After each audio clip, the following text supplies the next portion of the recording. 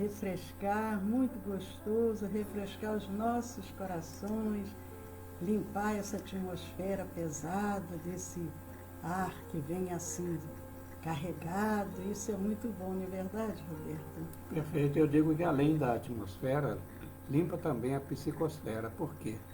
Muda o humor das pessoas. É E ao mudar verdade. o humor, a psicosfera fica mais leve, mais suave, né? Bom dia, Regina, seja bem-vinda. Um abraço para a Dona Adélia, um abraço para toda a família. Muito bom estarmos aqui juntos nessa manhã. Nós vamos iniciar a nossa gravação para os nossos canais do YouTube e do Telegram. Eu estou achando que eu estou meia partida ali, não estou O aparecendo. que houve? Eu acho que agora sim ficou melhor. Bom dia, Laudinauria. Tudo bom, minha querida? Que Jesus abençoe. Vamos iniciando. Bom dia a todos. Sejam todos bem-vindos. Eu sou Leila Rocha de Oliveira. E Roberto Antônio de Oliveira. Nós somos do Centro de Estudos Espíritas Allan Kardec, da cidade de Olambra. Hoje é 16 de novembro de 2020, 10 horas da manhã, e como todas as manhãs, nós temos um encontro marcado. É o nosso café com o Evangelho, é o momento que nós nos reunimos para um bate-papo gostoso, descontraído, mas sempre trazendo ensinamentos profundos que nos animam, que nos dão aquela vontade também de fazer igual. Bom dia, Rose, que prazer, seja bem-vindo ao nosso Café com o Evangelho. Bom dia, Rita Maria, bom dia, Sueli, Laudinauria também compartilhando com os amigos, com Everton, com Evaldo, com a Sandra, com a Minaíde. Queridos amigos, esta semana nós vamos iniciar de uma forma diferente. Nós não vamos trazer somente um convidado especial. Nós vamos trazer vários convidados especiais ao longo da nossa semana. E vamos começar para que a gente possa aproveitar o tempo, não é verdade, Roberto? Nós temos assim exaltado figuras que, volto a repetir, pontuaram no movimento espírita, seja contribuindo para a sua divulgação, seja ampliando os entendimentos, né, da base kardeciana do espiritismo, e também aqueles médiuns que se sobressaíram pela sua notoriedade, né, muitos deles para aqueles efeitos físicos, materialização. Nós vamos ver uma esta semana também, mas vamos ampliar o nosso conceito, aquele chamado teatro, ou pano de fundo, ou espaço, tempo-espaço, onde ocorreram esse fenômeno, né? Então vamos falar de quem, Leila?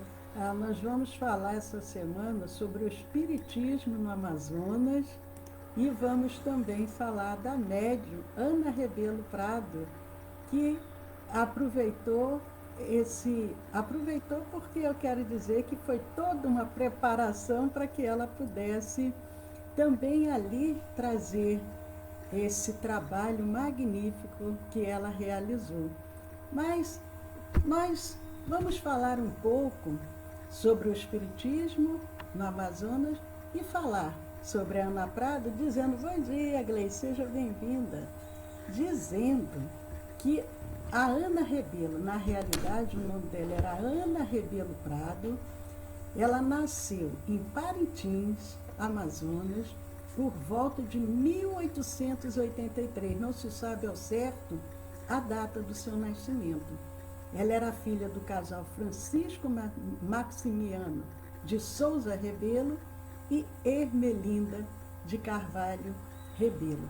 Nós não sabemos, isso é muito normal, muito compreensível, não saber o ano certo que ela nasceu. Imagina, ela nasceu no século XIX, em Parintins. Que era uma ilha, Leila, uma do Amazonas. A certidão de nascimento, então não tem-se assim uma data muito precisa.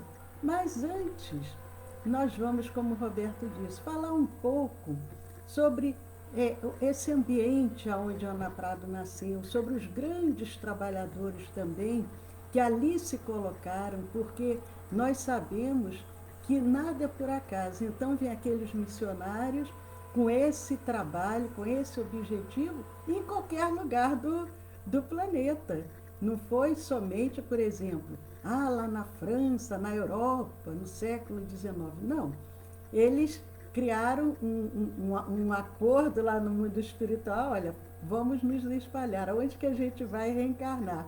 E vieram também esses grandes trabalhadores aqui para o Brasil e para essa região do norte do país, que nós vamos falar um pouco também, para que a gente possa compreender esses trabalhadores do Cristo.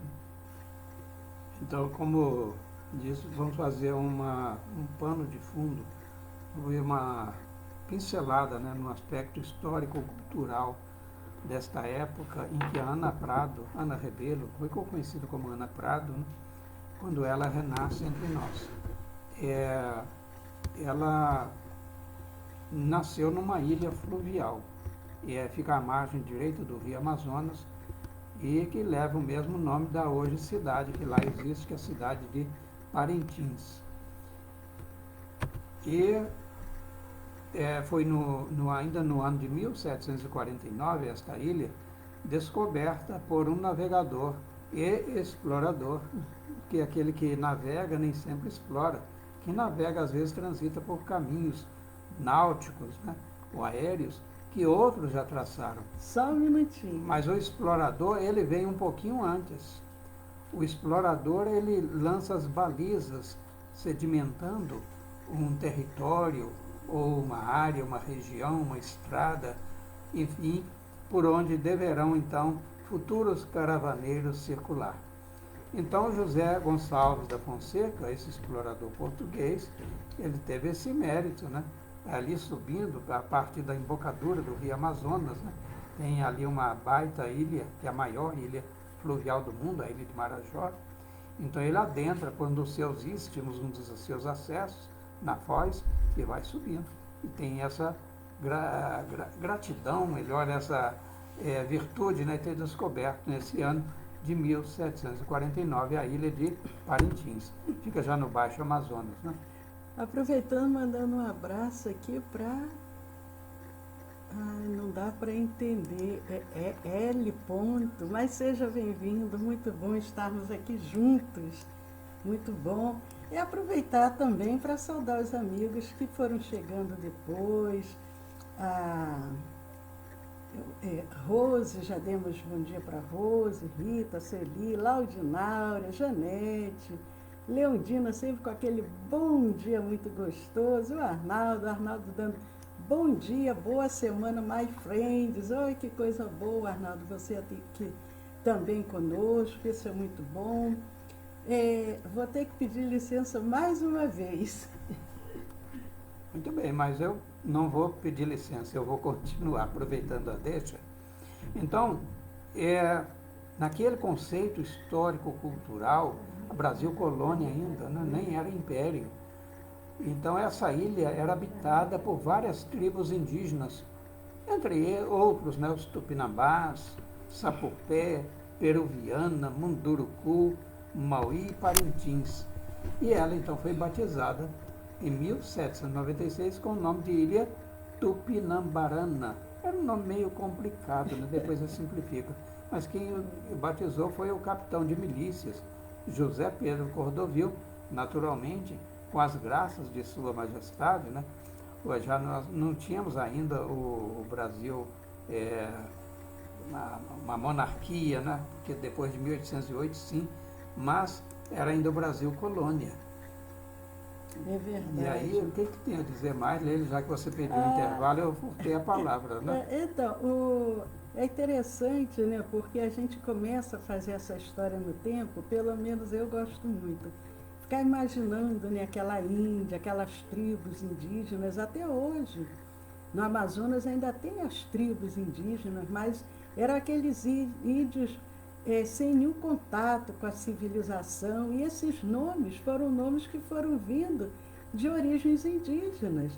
E então ia ser gostoso a gente começar a fazer essa viagem da história, essa viagem no tempo, ver os nomes também que vão sendo colocados, aí às vezes com o tempo aquele nome muda, mas após essa primeira denominação, aquela ilha muito grande, recebeu vários outros nomes. Ela foi devolvida à coroa portuguesa em 1803, ocasião em que foi elevada à categoria de missão religiosa. Olha que coisa interessante, né? Aí ela já passa a ter um objetivo que era de ser uma missão religiosa. Por quê? Os padres provavelmente queriam ali o quê? Catequizar aquelas tribos, aqueles índios, porque eles achavam também que com toda boa vontade, mas se eles não conheciam a Jesus, se eles não conheciam o Salvador, eles eram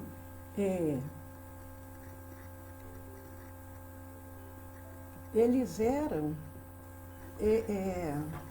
Na verdade, o que a Leila está querendo dizer é que essas chamadas missões religiosas, elas tinham vários propósitos. Primeiro, a catequização, certamente, mas depois passava pelo aculturamento, ou seja, a ensinar a falar o português, que eles só falavam os dialetos locais específicos de cada tribo. E, além disso, ensinar-lhes o alfabeto. Isso é cultura, isso também é doação. É verdade. Então, independente das conotações religiosas, temos também os outros aspectos cívico-culturais, né? Naturalmente levando a cultura que eles traziam de Portugal, da Europa, né? Já era uma cultura bem rica, conforme nós temos percorrido ao longo das nossas narrativas. Depois ela recebe o nome de Vila Nova da Rainha. Vila Nova da Rainha. E em 25 de julho de 1833, freguesia de Nossa Senhora do Carmo de Tupinambarana. Olha que nome grande. O nome continuou complicado ainda, né, Lê? Isso tudo a gente vai vendo o ambiente, como que era aquela região, aonde esses grandes trabalhadores foram chegando, porque isso tudo, o espiritismo ainda não havia surgido. Mas aí eles vão preparando todo esse ambiente espiritual para a chegada desses trabalhadores. Quando foi em 24 de outubro de 1848, ainda estava começando as Irmãs Fox, lá nos Estados Unidos, alcançou o status de vila e foi rebatizada de novo como Vila Velha da Imperatriz, para finalmente, em 30 de outubro de 1880, mais de 40 anos depois, aí o nome que permanece até hoje. Qual é esse nome, Roberto? Parintins. Então veja bem, já transitamos pelo período do Brasil colônia, depois o Reino Unido do Brasil, e Reino Unido de Portugal e Algarve, e aí também entra o Brasil, com a vinda da família real para aqui em 1808, e agora já rebatizada na Vila Bela da Imperatriz, já era o Brasil Império, né, em 1848.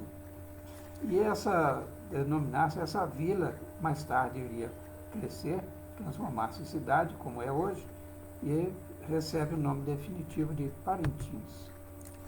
Mas Parintins, só para a gente ter uma ideia, porque eu pelo menos nunca fui ao norte do país, muito menos até o Amazonas, mas é uma ilha com a vegetação típica da Amazônia, formada por florestas de terra firme, várzeas e igapós, vários lagos, ilhotas, uma pequena serra de modestas proporções, e ela está localizada entre a fronteira dos estados do Amazonas e Pará. Estamos chegando perto, né, Leila? Só um instantinho. Eu queria fazer uma observação nessa narrativa da Leila.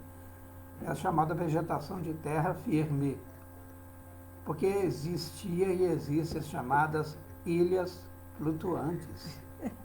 Tem lá animais, alguma tribo, né? Algum representante de tribo, mas é uma extensão grande, só que não é terra firme, ela está sendo conduzida ora para uma margem, ora pela outra, pelo movimento do rio, as afluentes, as marés, né? É muito bonito, né? A natureza é exuberante, é muito bacana. É uma área de mais ou menos uns 7.000 quilômetros quadrados e ali tem aproximadamente, atualmente, uma população de mais de 100 mil habitantes. É um clima que é onde chove muito, sempre tem aquelas precipitações pluviométricas, alta umidade e caiu a gravação. O que aconteceu? E não tem o friozinho daqui, né, Leila? Não tem o friozinho daqui, porque lá é temperatura alta, voltando à nossa gravação, porque nós estamos hoje, dia 16 de novembro de 2020, e falando sobre o movimento espírita no Amazonas e falando também sobre Ana Prado. Mas era assim, né? Aquele clima muito úmido, as temperaturas muito elevadas, e a economia de lá, ela gira em torno da pesca, da pecuária, do comércio, mas também do turismo.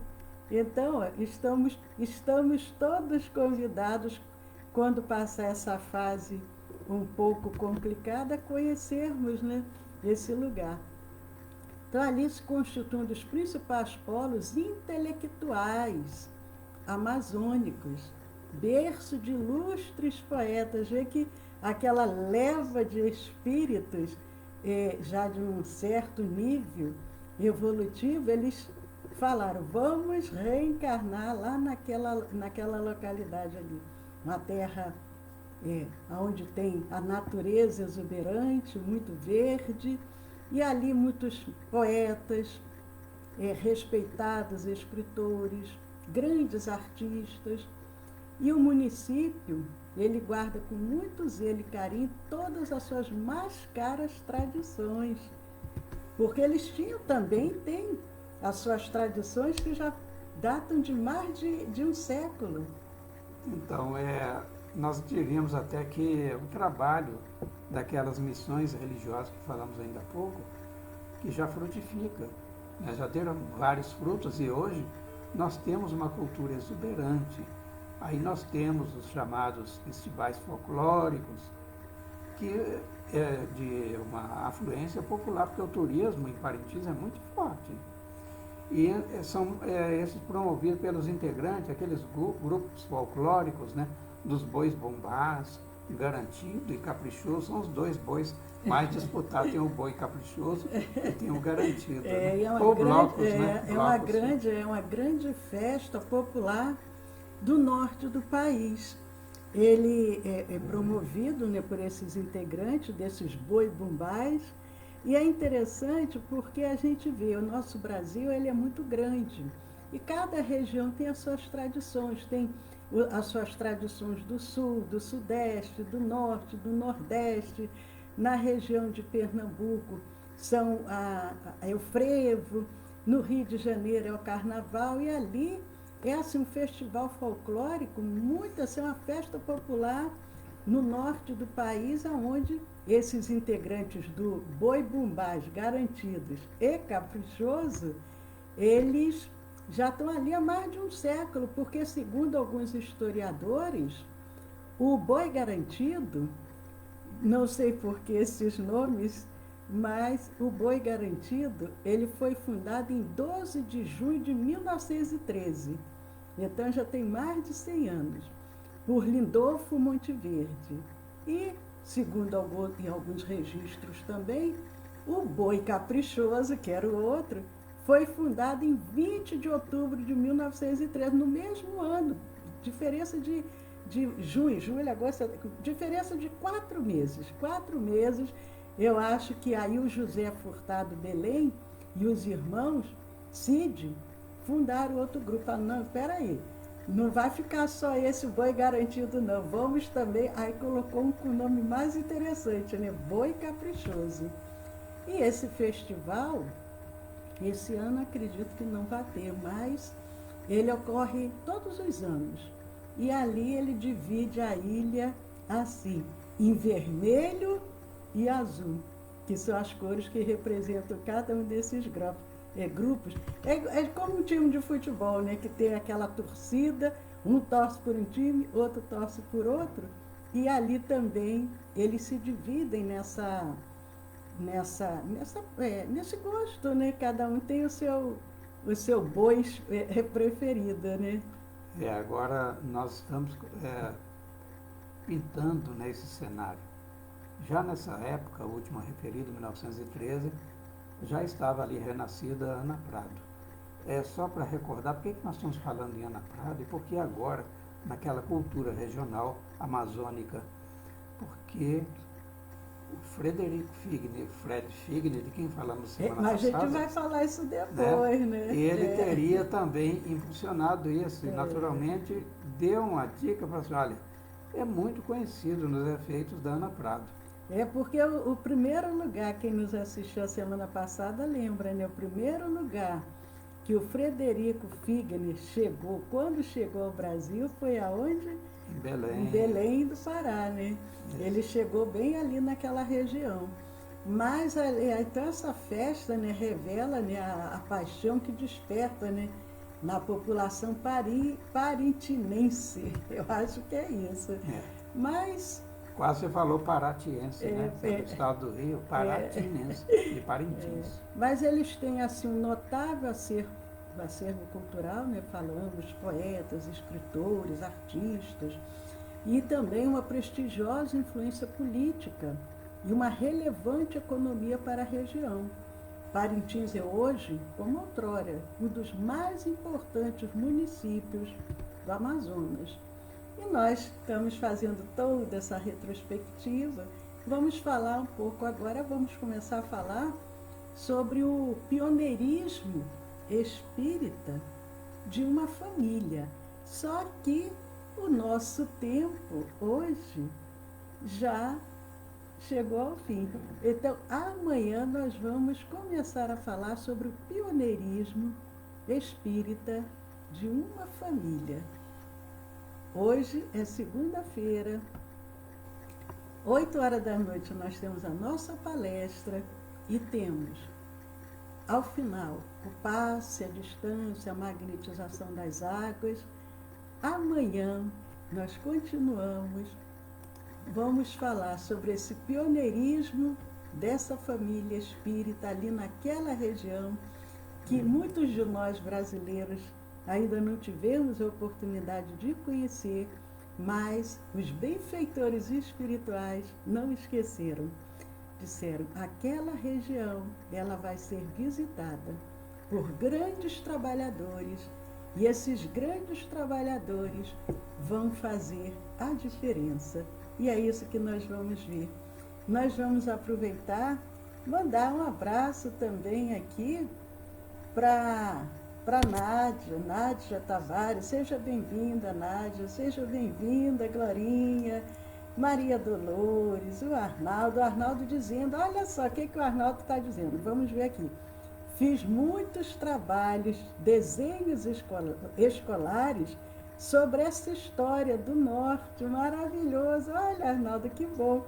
Você lembra, né, da época lá do grupo escolar. É isso aí, Arnaldo, que bom, né, que você teve a oportunidade, né? Nós tivemos a oportunidade realmente de estudarmos alguma coisa na escola, mas quando a gente vai assim, pessoalmente é diferente, né? Eu gostaria muito realmente de ir. Mas é uma alegria, queridos amigos, saudando a cada um de vocês, desejando que essa semana que se inicia seja uma semana de muitas bênçãos, de muita paz. O Roberto tem um recadinho para dar, hein? Qual é o recadinho, Roberto? É que amanhã, mais uma vez, queridos amigos e amigas, vocês estarão somente com a Leila. Mas olha, somente é no sentido de que, olha, não estarei presente. Mas ela supre naturalmente a minha ausência de sobra ainda.